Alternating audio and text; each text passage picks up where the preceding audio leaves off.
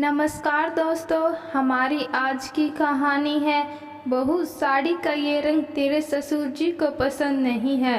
तो बहू ने गुस्से में कहा, मधु पढ़ी लिखी एवं समझदार लड़की है, अपने माता पिता की इकलौती संतान है। मधु की शादी को अभी कुछ ही दिन हुए हैं। मधु रात को सोकर सुबह उठती है तो वह आईने के सामने बैठकर तैयार होती है। वाह क्या बात है, आज तो तुम कुछ अलग ही लग रही हो।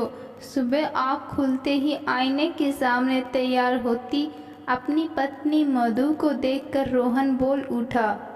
मधु शर्मा गई। वो सुबह तैयार होकर खुशी खुशी अपने कमरे से बाहर निकली ही थी कि सासू माँ ने टोकते हुए कहा, बहू तुम ये साड़ी मत पहना करो। क्यों माँ जी, ये साड़ी तो अभी ही पहनने को डाली है, लेकिन बहू ये रंग तुम्हारे ससुर जी को पसंद नहीं है। मुझे आज तक उन्होंने ये सब रंग पहनने नहीं दिए। मधु ने कहा, कमाल है, ससुर जी को ये रंग पसंद नहीं तो क्या जरूरी है बहू को भी पसंद ना हो। मधु को हल्का नेवी ब्लू रंग बहुत पसंद था। वो बहुत मन करके वो साड़ी अपने मायके से लेकर आई थी। शादी में तो ससुराल वालों की तरफ से सभी लाल गुलाबी साड़ियाँ ही डाली गई थी। वो सब पहनकर वो बोर हो चुकी थी। अब उसने अपनी पसंद की कुछ साड़ियाँ पहनने के लिए डाल ली थी। रोहन को मधु का बदला हुआ रूप अच्छा लगता था। अगले दिन उसने मन महसूस कर वो साड़ी धोकर संदूक में वापस रख दी। शादी को 8 महीने हो गए थे।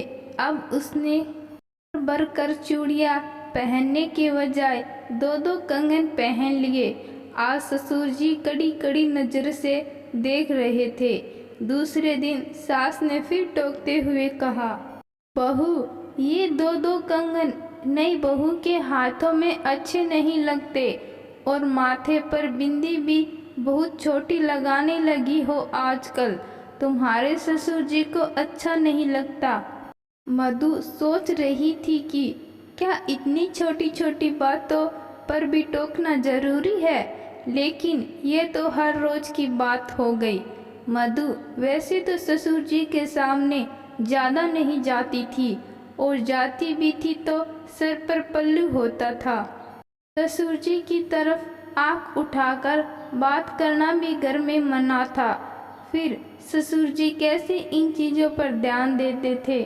अगले दिन मधु के खुले बालों के लिए जब सास ने टोका तो मधु भी बोल पड़ी, मम्मी जी हम पल्लू इसलिए लेते हैं कि बड़ों का सम्मान बना रहे और बड़ों की नज़र हम पर ना पड़े।